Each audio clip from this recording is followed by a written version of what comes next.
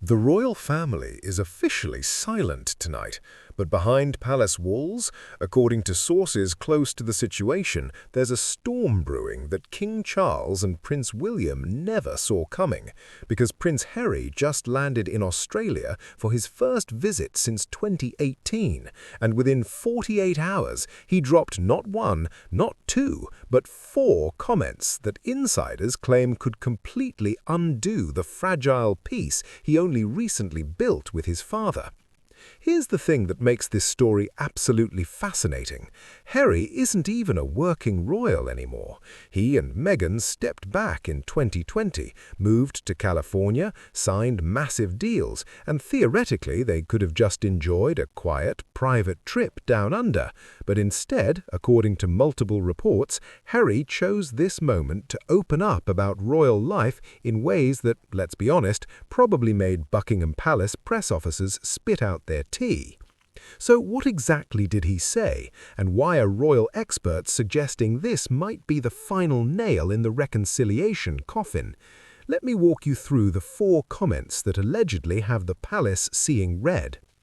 First up, and honestly this one is huge, Prince Harry reportedly suggested during a speech at the Inter-Edge Summit that royal life actually killed his mother, Princess Diana.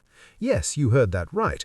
According to the conversation he had with Australian business leader Brendan Nelson, Harry revealed that after Diana died, just before his 13th birthday, he looked at his royal role and thought, and I'm quoting from reports here, "I don't want this job, I don't want this role. Wherever this is headed, I don't like it."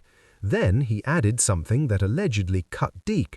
"It killed my mum, and I was very much against it." Now pause right there. Think about how King Charles and Prince William are reportedly going to hear that. According to sources, they're not likely to interpret that as Harry processing grief. They're allegedly hearing their son and brother directly blaming the institution they've dedicated their entire lives to for Diana's death. But here's where it gets even more complicated. Harry reportedly admitted he stuck his head in the sand for years and years about this feeling. So, on one hand, you could argue he's being honest about childhood trauma. On the other hand, critics claim this comment ignores that Diana was no longer a working royal when she passed. She had already separated from Charles. She was building her own life. So, is Harry being fair? According to royal commentators, many believe this comment crossed a line that will be very difficult for his family to ignore. Now, let me give you my honest take here. I completely understand that losing a parent at 12 years old is devastating. No one should ever minimize that pain. But blaming an entire institution for something that happened after his mother had already left that institution, that feels like a stretch even to someone like me who genuinely believes the royal family has serious issues with transparency and mental health support. It feels less like fact and more like Harry searching for somewhere to place decades of unresolved grief. And here's the problem with that. When you publicly say something this charged, you can't take it back. The palace is reportedly watching, and according to insiders, they're not pleased. Moving on to comment number 2, and this one paints a picture that might make you feel genuinely bad for young Harry. During his speech on Thursday, the Duke described his childhood royal experience as a, and I quote, goldfish under constant surveillance. He went on to say, "Grief does not disappear because we ignore it. Experiencing that as a kid while in a goldfish bowl under constant surveillance, yes, that will have its challenges, and without purpose, it can break you." Now, look, is he wrong? According to anyone who's ever watched a documentary about the royal family, constant media attention from birth sounds absolutely exhausting. Imagine never being able to have a bad day without photographers capturing it. Imagine every mistake you make as a teenager becoming front-page news. That would break most people. But here's the curiosity gap that keeps this story spinning. Why bring this up now? According to reports, Harry and King Charles have only recently started repairing their relationship. They've had phone calls. There have allegedly been tentative steps towards healing. So why, during a trip that was supposedly about business and charity work, would Harry choose to reopen wounds that were just beginning to scar over? Some royal experts suggest he's simply being honest about his experience and doesn't see that as an attack. Others claim he knows exactly what he's doing and that these comments are deliberate. The palace hasn't officially commented, but sources suggest they're watching every word. Here's comment number 3, and this one allegedly points fingers directly at people inside the institution.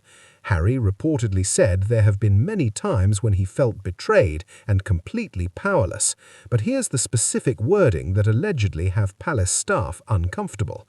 He said the pressure he felt came externally and internally. According to reports, that internal pressure suggests that people within his own family, within the palace walls, within the institution he was born into, contributed to his struggles. He went on to say, times when, despite everything going on, I still had to show up pretending everything was okay so as not to let anyone down. Now think about what that implies. According to Harry's own words, he felt forced to perform happiness while internally falling apart. And if you've followed the Sussex story at all, you know this isn't the first time he's made similar claims. But here's what makes this particular instance potentially damaging. He said this while on a supposedly neutral trip to Australia. According to royal commentators, this wasn't a Netflix documentary, this wasn't a book deal, this was a business and charity tour, and he still chose to bring up feelings of betrayal. So the natural question becomes, is there any scenario where Harry can talk about his royal past without causing family tension? Based on these comments, the answer seems to be no. Now, let me pause here and share another personal observation. I genuinely believe Harry when he says he felt trapped and overwhelmed. The evidence from his younger years, the partying, the reported therapy, the eventual decision to step back, all of that points to someone who was struggling. But here's what I don't understand. If your goal is to maintain a relationship with your father and brother, why keep adding fuel to a fire that you claim you want to extinguish? It feels contradictory. And according to relationship experts, that kind of mixed messaging can be more damaging than outright conflict because it leaves the other party confused about what you actually want. Finally, comment number 4, and this one is interesting because on the surface it seems harmless, but according to sources close to the palace, the way Harry worded this allegedly touched a nerve. During a talk about fatherhood hosted by the Movember charity in Melbourne, Harry said this about parenting, and I'm quoting directly from reports. I see parenting evolving over time. Our kids are our upgrade. Not to say that I upgraded my dad or that my kids upgraded me, but the kids that we bring up in today's world need to be upgraded. He then added that 40 years ago there wasn't social media, so conversations happening now between kids and parents never existed between me and my parents. Now look, is that a direct attack on King Charles? According to the Duke's own words, no. He literally said there's no judgment, there's no blame, there's no pointing the finger. But here's the problem. When you're a public figure and you contrast your own parenting approach with your parents' approach, people are going to interpret that as criticism. And according to royal insiders, King Charles reportedly doesn't appreciate having his parenting publicly analyzed, especially when he and Harry were allegedly just starting to rebuild their bond. One anonymous source claimed that Charles is hurt by the implication that he somehow failed Harry as a father. Another suggested that William is reportedly frustrated because every time the family tries to move forward, something like this happens. So where does this leave us?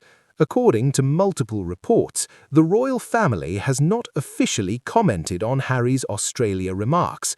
They likely won't. That's not how the palace operates. They prefer silent disapproval over public confrontation. But sources claim that behind closed doors there is significant frustration. King Charles allegedly feels that no matter what he does, Harry finds a way to relitigate their family history. Prince William is reportedly concerned about the impact on the monarchy's image, and according to some commentators, this trip might have undone months of careful private reconciliation work. But here's my final take, and I want to be really clear about this. I'm not picking sides here. I think the royal family has genuine issues with how they handle mental health, media scrutiny, and family members who don't fit the traditional mold.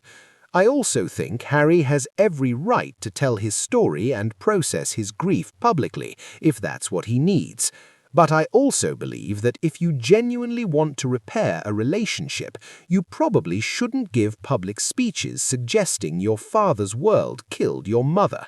That's not therapy. That's not healing. That's something else entirely.